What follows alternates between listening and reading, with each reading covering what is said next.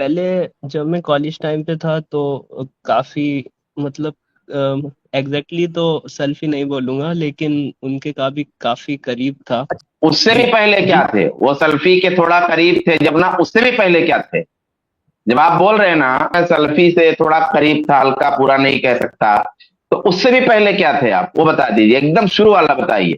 اس سے پہلے تو کوئی ایسی ریسرچ نہیں ہوئی تھی جو نہیں، لیکن مطلب کوئی نہ کوئی تھے کیا مطلب آپ؟ وہ ہوں گے نا. بتائیے نا. وہ تو میں اہل سنت سے. ہاں، یہ بات صحیح بات بولی. اب آپ چلیے، آپ جو کہنا کہیں. بالکل جی، ٹھیک یعنی ہے. کہ آپ پہلے بھی حنفی فقہ تھے، و اب بناؤ بھی کرتے سے پہلے. پہلے بھی آپ ایک منٹ، پہلے بھی حنفی تھے، اب بھی حنفی ہیں.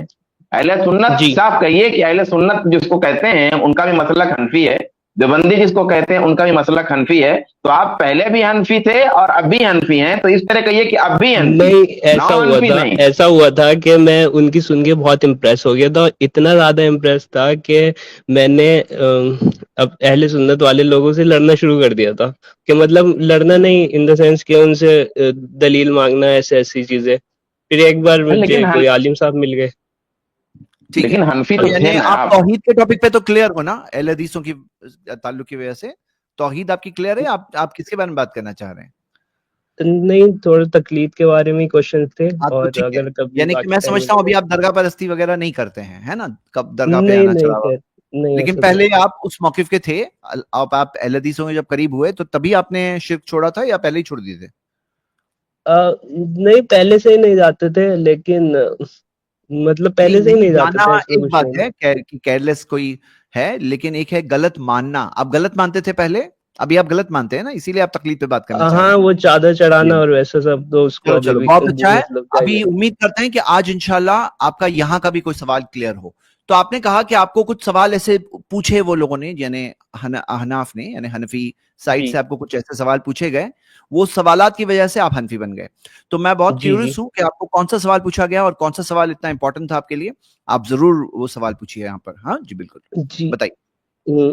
انہوں نے یہ بتایا تھا کہ عام آدمی قرآن حدیث سے ڈائریکٹ مسئلہ نہیں نکال سکتا، ٹھیک ہے. اور اگر وہ ڈائریکٹ مسئلہ نہیں نکال سکتا تو مجتہد کو فالو کرنے میں کیا دقت ہے؟ مطلب جب سب لوگ یہی مانتے ہیں، آپ لوگ بھی یہی مانتے ہیں کہ عام آدمی خود سے ریسرچ نہیں کر سکتا، جس کو عربی نہیں آتی ہے یا نہیں آتی ہے، تو وہ اگر تابعی امام کو فالو کر لے تو اس میں دقت کیا ہے؟ عام آدمی قرآن و حدیث سے مسئلہ نہیں نکال سکتا. کیا عام آدمی حنفی کتابیں پڑھ کر کے خود امام ابو حنیفہ کا قول نکال سکتا ہے؟ وہ ایسا قرآن و ہوتا ہے نا حدیث کہ آپ کے حساب تقلید سے اتنی مشکل ہے، قرآن و حدیث آپ کے حساب سے اتنی مشکل ہے کہ قرآن و حدیث سے تو عام آدمی ڈائریکٹ استفادہ نہیں کر سکتا ہے، تو آپ کہتے ہیں کہ اسی لیے کسی ایک امام کی تقلید کرنی چاہیے. تو کیا ایک عام آدمی امام ابو حنیفہ یا ان کے اصحاب کی کتاب پڑھ کر کے اس سے امام ابو حنیفہ کا مسلک معلوم کر سکتا ہے؟ اصل میں تقلید کی اگر ہم ڈیفینیشن دیکھیں تو سوال کا جواب ڈیفینیشن تو دیجئے نا یہی ہے میرے نا، بھائی. بنا میں نے جو دلیل شرعی کی نہیں کسی کی نہیں بات آپ کو ماننا. ڈیفینیشن میں کہاں آپ ڈیفینیشن میں کہاں جا رہے ہیں؟ آپ سے جو سوال کیا اس کا جواب دیجئے. میں آپ سے یہ پوچھ رہا ہوں، آپ نے بالکل صحیح بات کہی، میں آپ کی بات کو تسلیم کر رہا ہوں کہ عام آدمی قرآن و سنت پڑھ کر کے ڈائریکٹ مسئلہ مستنبط نہیں کر سکتا. میں نے آپ نے کہا، میں نے مانا. اب میں آپ سے پوچھ رہا ہوں کہ کیا عام آدمی، جو ایک عام سا آدمی ہے، ٹماٹر بیچنے والا جس کو مفتی طارق مسعود کہتے ہیں، ریڑھی لگانے والا، جی.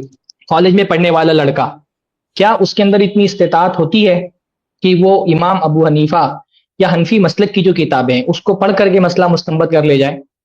یا مسئلہ مستنبط نہیں کرنا ہے اس کو، تو تقلید کرنا ہے، تو وہ امام ابو حنیفہ کا مسلک معلوم کر لے جائے؟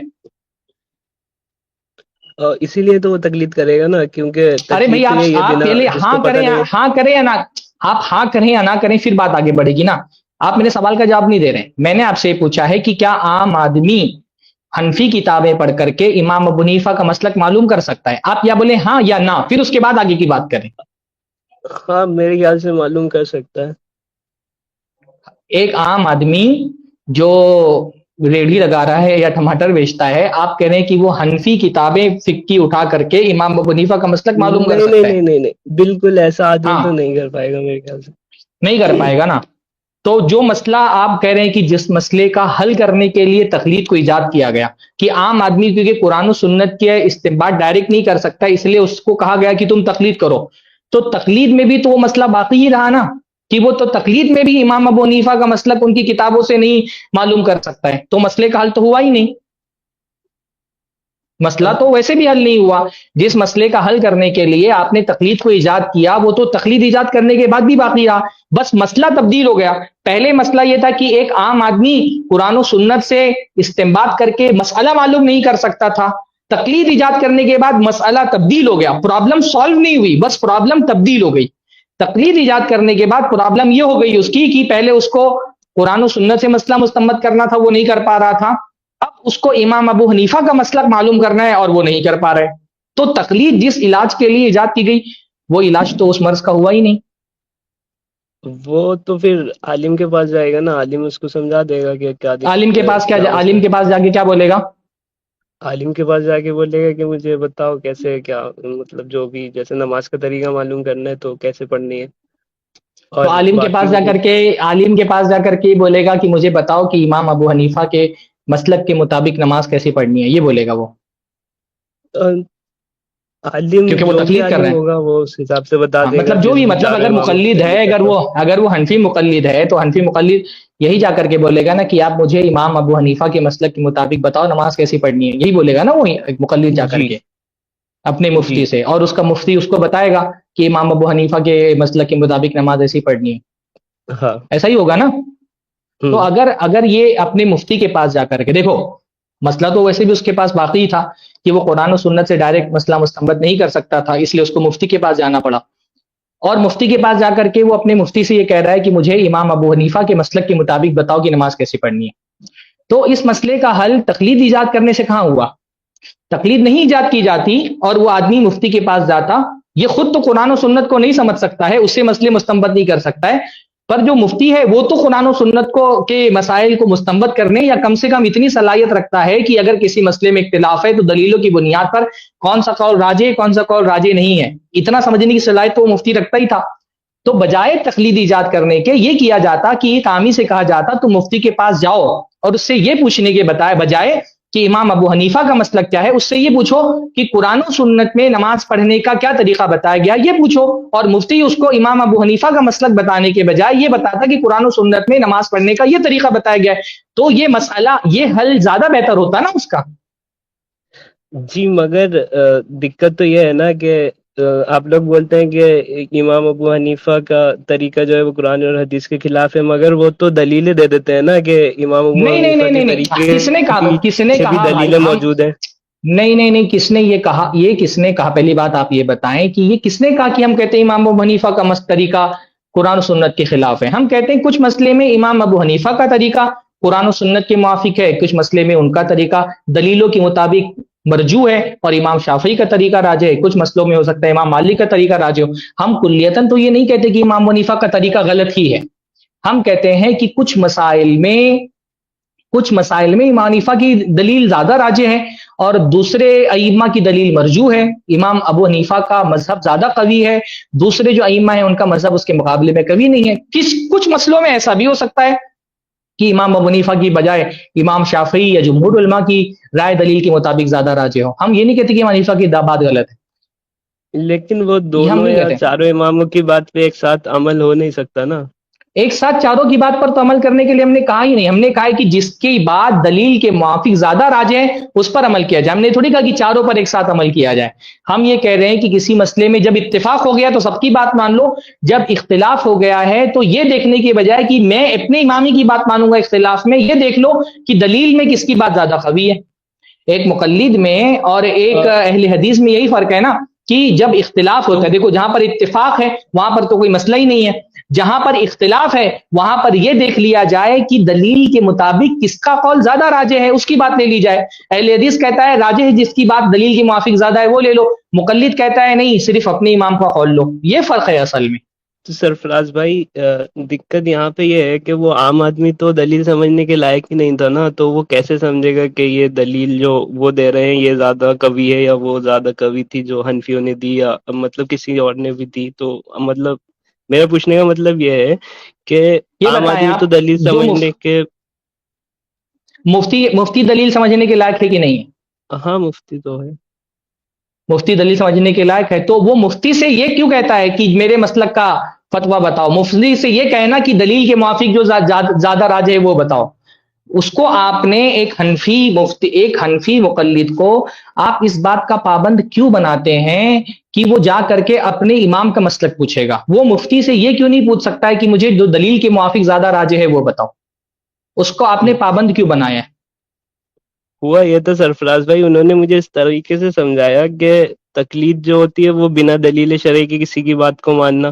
اگر وہ مفتی کی بات مانے گا تب بھی تقلید تو اس کی ہو جائے گی نا، کیونکہ وہ بنا دلیل شرعی کے مان رہا ہے.